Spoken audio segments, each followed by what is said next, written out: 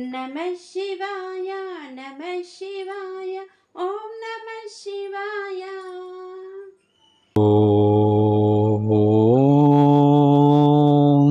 శ్రీ సచ్చిదానంద సమర్థ సద్గురు సాయినాథ్ మహారాజ్ కీ జై. ముందుగా సాయి భక్తులందరికీ నమస్కారం అండి.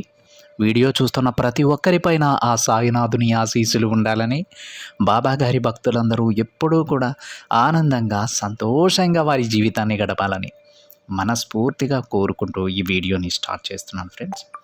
ఈరోజు సందేశంలో బాబాగారు ఈ విధంగా చెబుతూ ఉన్నారండి. బిడ్డ, రేపటి అభయాన్ని ఈరోజు నీకు నేను ప్రసాదించబోతున్నానమ్మా. ఆలస్యం చేయకుండా సాయి మాటలను ఆలకించు తల్లి అని బాబాగారు అంటూ ఉన్నారండి. బాబాగారు రేపు ఇచ్చేటువంటి అభయాన్ని ఈరోజే నీకు ప్రసాదిస్తూ ఉన్నాను తల్లి, తప్పకుండా ఈ సందేశాన్ని వినమని బాబాగారు అంటూ ఉన్నారు. అసలు బాబాగారి మాటలలో ఉన్నటువంటి అంతరార్థం ఏమిటో మనం తెలుసుకోవాలంటే పూర్తిగా ఈ సందేశం విని ఆ తండ్రి మాటలలోనే తెలుసుకుందామండి. బాబాగారు ఈ విధంగా చెబుతూ ఉన్నారండి. బిడ్డ, రేపటి అభయాన్ని ఈరోజు ఈ బాబా నీకు ముందుగానే ప్రసాదించబోతున్నారమ్మా. బాబా, రేపటి అభయమా? ఏమిటి బాబా ఆ అభయం?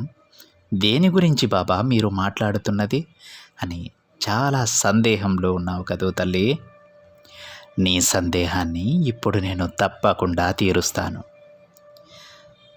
బిడ్డ, నీ బాబా మాటలను పూర్తిగా విను. మరి ఎక్కడ కూడా నీవసలు బాధ అనేది నీ మనసులో లేకుండా పూర్తిగా బాధను పక్కన పెట్టి మరచిపోయి నీ మనసు నిండా కూడా ఒక్కసారి ఓం సాయిరామ్ అని మనస్ఫూర్తిగా సాయిని ఒక్కసారి నీ మనసులోకి ఆహ్వానించి అప్పుడు నా మాటలను ఆలకించు తల్లి. నీకు ఎంతో ప్రశాంతత ఏర్పడటమే కాకుండా నీ మనసులో ఉన్నటువంటి సందేహాలన్నీ కూడా నేను ఈరోజు తొలగిస్తాను. చూడమ్మా, 2 విషయాలు నీవేంటో నిర్ణయిస్తాయి తల్లి. జీవితంలో ఉన్నటువంటి ఈ 2 విషయాలే నువ్వేమిటో చెబుతాయి. అవేమిటో తెలుసా?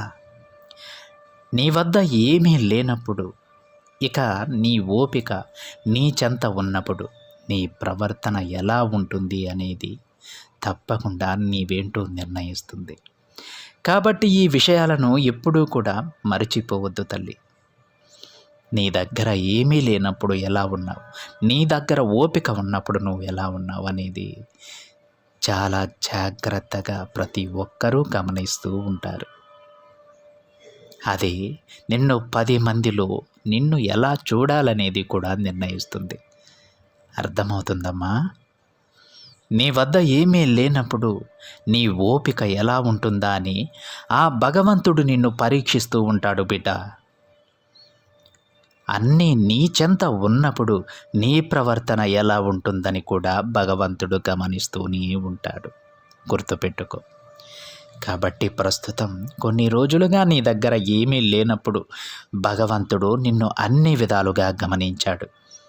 కానీ ఎక్కడా కూడా నీవు అధర్మ మార్గంలో కానీ లేదంటే అసత్యాన్ని ప్రచారం చేయడం కానీ ఎక్కడ ఎవరిని బాధ పెట్టడం కానీ ఇవేమీ చేయలేదమ్మా. ఏ బాధ అయినా ఉంటే నీలో నువ్వే కుమిలిపోయావు, నీలో నువ్వే బాధపడుతూ ఎంతగానో చెలించిపోయావు తల్లి.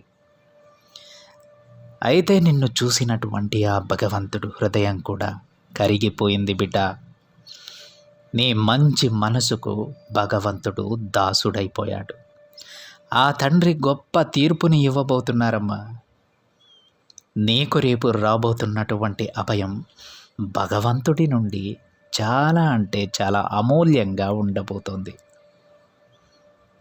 నీకు భగవంతుడు ఇచ్చేటువంటి బహుమతి ఎలా ఉండబోతోందో తప్పకుండా నువ్వు కొద్ది రోజుల్లోనే చూస్తావు తల్లి. అయితే ఒక్క విషయం మాత్రం గుర్తుపెట్టుకో. అదేమిటంటే నీ దగ్గర ఏదైనా కాస్త ధనం వచ్చినప్పుడు నీ ప్రవర్తన ఎలా ఉంటుందా అనేది కూడా ఆ భగవంతుడు గమనిస్తూనే ఉంటాడు. అంటే ఇది వరకు నీ దగ్గర ఏమీ లేనప్పుడు నీ ఓపిక నీ మంచితనం ఎలా ఉంటుందో, నీ దగ్గర నీ అవసరాలకు సరిపడా అలాగే నీకు ఇంకాస్త ఎక్కువగా ధనం నీ దగ్గర ఉన్నప్పుడు కూడా భగవంతుడు నిన్ను అన్ని విధాలుగా గమనిస్తూనే ఉంటాడు. అంటే నీ ప్రవర్తన ఎదుటి వారితో ఎలా ఉంటుంది, అలాగే నీలో వచ్చినటువంటి మార్పులు ఏమిటి, ఇవన్నీ కూడా భగవంతుడు గమనిస్తాడు బిడ్డ.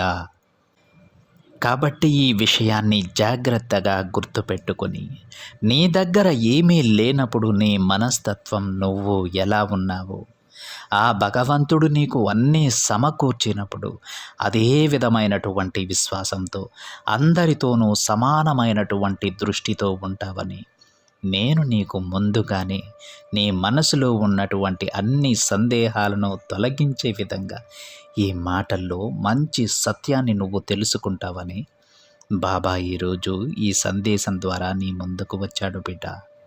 బాబా ఈ విషయాలను నీకు ఎందుకు చెప్పాడో తెలుసా? నీ కష్టాలకు ఇదే బాబా ఇచ్చేటువంటి అంతిమ తీర్పుగా నీవు భావించు. నీ పరీక్షాకాలం కూడా పూర్తిగా ముగిసిపోయిందమ్మా. అంటే ఇక ఆ పరీక్షాకాలం అనేది పైకి రాదు. పూర్తిగా నీటిలో మునిగిపోయినట్లుగా నీ జీవితంలో నీవు అనుభవించినటువంటి కష్టాలన్నీ కూడా మునిగిపోయాయి. కాబట్టి నీవు ఇక సంతోషంగా నీ జీవిత పయనంలో ఆనందంగా గడుపుతావని నేను నీకు మాట ఇచ్చి మరీ చెబుతున్నాను బిడ్డ. ఇక నుండి నీ మనసు ఎప్పుడూ కూడా ప్రశాంతంగానే ఉంటుందమ్మా. నీ మనసు ప్రశాంతంగా ఉంటే నీవు కూడా ఆరోగ్యంగా ఆనందంగా ఉంటావు. సంతోషంగా నీ జీవితాన్ని ఎప్పుడూ కూడా గడుపుతావని ఈ సాయి కూడా నీ నుండి అదే కోరుకుంటాడు. ఒక తండ్రిగా ఇంతకు మించి నేనేది కోరను తల్లి. ఒక తండ్రిగా నీ నుండి నేను కోరుకునేది అదే కదా. నీకు నాపై ఉండేటువంటి ప్రేమ, నీపై నాకు ఉండేటువంటి ప్రేమ ఇదే మరి మన ఇద్దరి మధ్య ఉండేటువంటి గొప్ప బంధం బిడ్డ. ఇక నుండి అయినా సరే నువ్వు సంతోషంగా ఉంటావని ఈ సాయి ఎప్పుడూ కోరుకుంటూ ఉంటారని నువ్వు తెలుసుకోవాలి తల్లి. ఈ విషయాన్ని నువ్వు గ్రహించిన రోజు ఈ తండ్రిపై పూర్తి నమ్మకం నీకు ఏర్పడి నీ జీవితం ఆనందంగా మారుతుంది. అర్థమైందా బేటా అని బాబాగారు అంటూ ఉన్నారండి. ఈ విధంగా ఈరోజు బాబాగారు తన బిడ్డలు ఏ విధంగా నడుచుకోవాలో చెప్పారు. అదేవిధంగా బాబాగారి పైన మనకు ఒక రకమైనటువంటి సందేహం కూడా ఉంటుందండి. మనం ఎన్నోసార్లు చెప్పుకున్నాం, బాబా అసలు నా మాటలు వింటూ ఉన్నారా, నన్ను చూస్తూ ఉన్నారా, అందరికీ మంచి రోజులు వస్తూ ఉన్నాయి కానీ నాకు మాత్రం రావటం లేదు.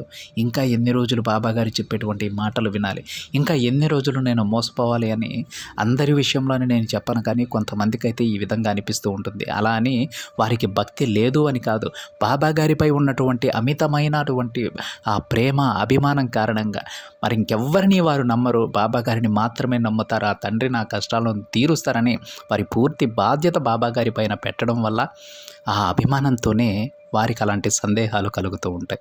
ఈరోజు బాబాగారు చెప్పినటువంటి ఈ సందేశాన్ని బట్టి ప్రతి బిడ్డకి అర్థం కావాలండి, ఆ తండ్రి ఊరక కూర్చోలేదు. మనం పడేటువంటి ప్రతి కష్టాన్ని కూడా ఆ తండ్రి చూస్తూనే ఉన్నారు. అందుకే ఇన్ని రోజులు నేను నిన్ను గమనిస్తూ ఉన్నానమ్మా. ఒక పరీక్షాకాలం అనేది నువ్వు గడుపుతూ వచ్చావు.